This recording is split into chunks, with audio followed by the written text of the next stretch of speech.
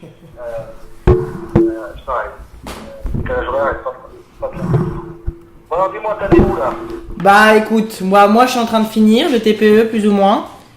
J'ai seulement quelques doutes et ça serait très bien pour moi dans ce multimédia, genre te poser quelques questions à peu près sur Airbus et sur d'autres thèmes pour avoir du matériel pour montrer aux profs et aux jurés et pour compléter quelques infos.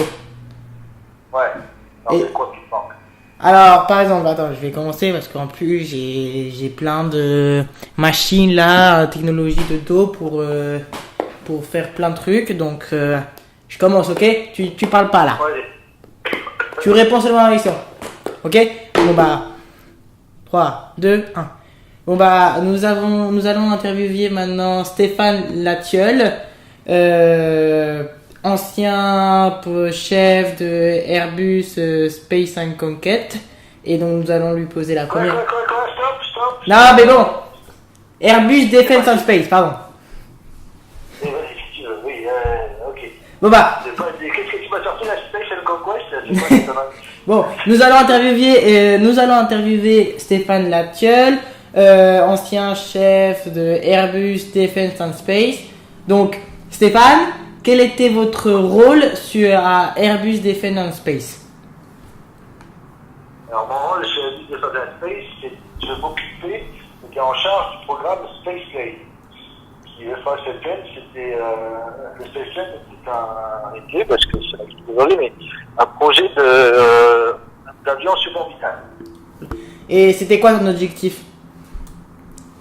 L'objectif était de transporter des passagers payants à 100 km d'altitude. Sachant que dans la loi internationale, lorsqu'on franchit la barrière des 100 km d'altitude, on devient astronaute. Oula. C'est bien. Et Voilà, c'était à peu près comme du tourisme spatial à peu près, non? Parce que comme ça, les gens ils peuvent voir la Terre et depuis l'espace.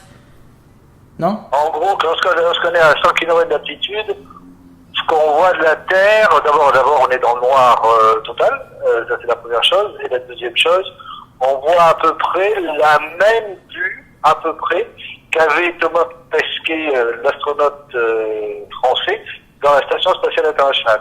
Ouais. Ok. Et sinon, comment vous avez testé ces vols spatiaux? Ouais, justement, parce que sur le Spacelane, on n'a pas pu aller jusqu'au test des vols spatiaux. Le programme s'est arrêté avant, parce que le budget du programme était trop important. Mais- Le programme pouvait... Vas-y, oui. Ah pardon, mais c'est que j'avais lu sur un article que c'était sur ça, que vous aviez réussi à faire des tests à côté de Singapour, à la large de Singapour. Oui, alors on a fait des tests. On a fait des tests dans la merde, je sais jamais comment il s'appelle celle-là. Mais à côté de Singapour, au large de Singapour, on a testé une maquette à l'échelle 1 quart. Et on a testé en fait l'une des phases de vol du Spacelane qui était la rentrée, on va dire, de partie de la rentrée atmosphérique du Spacelane. Ok. Et donc, après, c'était la question d'après. Pourquoi vous avez arrêté le programme en fait? C'était un problème économique ou c'était des Oui, parce que le programme, pour développer totalement ce projet-là, il fallait dépenser plus d'1,5 milliard d'euros. Ouais, c'était beaucoup. Et donc, si les entreprises tellement grandes comme ça peut être Airbus ne peuvent pas être, qu'est-ce que tu penses des concurrents comme les autres organisations comme SpaceX, Blue Origin ou Virginie Galactic par exemple?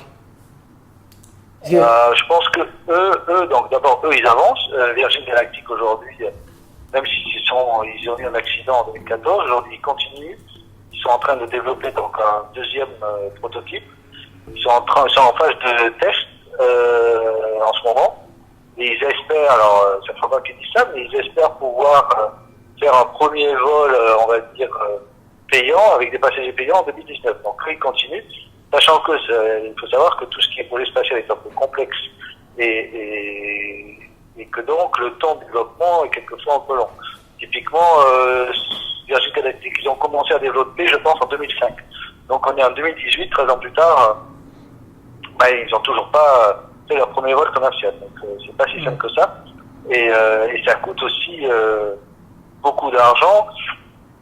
C'est d'ailleurs pour ça que les gens aujourd'hui qui sont dans le spatial, que ce soit Musk et encore plus Blue Origin, qui est dirigé par Jeff Bezos, le patron d'Amazon. Pour information, par exemple, lui, chaque année, il met $1 milliard de son argent privé dans sa société Blue Origin.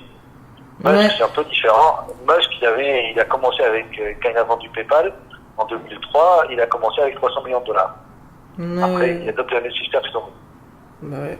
Et en parlant de tout ce tourisme spatial, par exemple, est-ce que tu crois que ça va se faire dans un cadre de temps proche ou qu'on va devoir déjà attendre beaucoup d'années pour pouvoir aller dans l'espace et que, par exemple, se faire un petit voyage d'été, on va aller à l'espace, on va aller voir la Lune? Ça, c'est une bonne question. Il suffit d'écouter, il faut savoir que donc pour moi, les deux personnages principaux de ça, ce sont Elon Musk et Jeff Bezos. Donc Elon Musk SpaceX, Jeff Bezos Blue Origin. Ces gens-là, ils ont tous les deux la même vision. Leur but, c'est de transporter des gens dans l'espace. Ça, c'est leur but, c'est leur vision. La différence, c'est que Bezos, il vise plutôt la Lune, et on va dire que Musk vise plutôt Mars. Mais bon. Moi, je pense que dans, on va dire, 5-10 ans, le marché du transport humain dans l'espace va se développer de manière importante. Et autour de ça, d'ailleurs, il y a d'autres projets qui sont mis en œuvre en ce moment. Il y a des projets de stations spatiales privées. Aujourd'hui, elle est pas privée, c'est la station spatiale, mais là, il y a une boîte qui s'appelle Bigelow aux États-Unis qui est en train de développer une station spatiale privée. Il y a des gens qui travaillent déjà sur installer un village sur la Lune. Enfin bon, ce sont des choses qui avancent vite aux États-Unis. Qui avancent assez vite aux États-Unis. Donc, moi, je pense que dans 5-10 ans, le voyage, en tout cas dans l'espace, va se développer de manière très importante. La seule chose qu'il vous va falloir travailler, c'est très important, c'est il y a une question de coût, mais ça, bon, eux, ils ont de l'argent, mais aussi un problème de sécurité. C'est-à-dire qu'il va falloir que si on met des gens qui payent dans une navette, dans ce qu'on veut, il va falloir que le niveau de sécurité de ces navettes-là soit à peu près équivalent, puisqu'il y a aujourd'hui, il y a des avions civils, et ça va être un peu compliqué. Oui, donc, voilà, la problématique, c'est ça, c'est une question de sécurité. C'est peut-être pour ça que le tourisme, pas maintenant en fusée, mais en ballon, ça va peut-être s'améliorer parce que le PDG de Zero Infinity, tu sais, celui que tu m'avais présenté, il me disait que le ballon, il représente seulement 1% des dangers que pouvait avoir une fusée. La seule différence qui est quand même notable, il y en a une qui est grande, c'est que dans un ballon tel que Zero Infinity, tu vas pas dans l'espace, tu vas à 40 km d'altitude, donc c'est déjà assez bas. Quand je dis aller dans l'espace, il faut bien comprendre une chose très claire. Pour Bezos et Musk, tu vas devoir développer des véhicules orbitaux, c'est-à-dire qui vont en orbite autour de la Terre. Donc des véhicules, si tu vas en orbite autour de la Terre, il faut que tu atteignes une vitesse de 28 km/h. Donc c'est pas du tout la même classe de développement, c'est pas du tout la même classe de projet. Le projet du ballon, si tu veux, moi je dirais le ballon, c'est l'affiche du film qui s'appelle l'espace. Le spaceplane, c'est le trailer du film, c'est-à-dire on te montre 3 minutes. Et puis SpaceX et Blue Origin, c'est le film. Voilà. Donc si tu veux, c'est toute la différence entre ça. Mais c'est un peu ça, c'est-à-dire que eux, ils sont très très bas. Avec un ballon, tu peux pas aller plus haut que 40 km. Après le ballon, il pète. Donc voilà. Et puis c'est pas vraiment dans l'espace. Tu commences à sortir de l'atmosphère, tu commences à entrevoir le noir spatial, mais t'en es encore assez loin. Ouais, ok. Et sinon, aussi, tu as cité que Elon Musk veut aller sur Mars. Et c'est quoi, en fait, l'objectif d'aller sur Mars? Pourquoi on veut aller sur Mars, en fait? Pourquoi c'est quoi vraiment le... Parce qu'il dit que l'avenir de l'humanité, c'est de peupler d'autres planètes. Mm-hmm.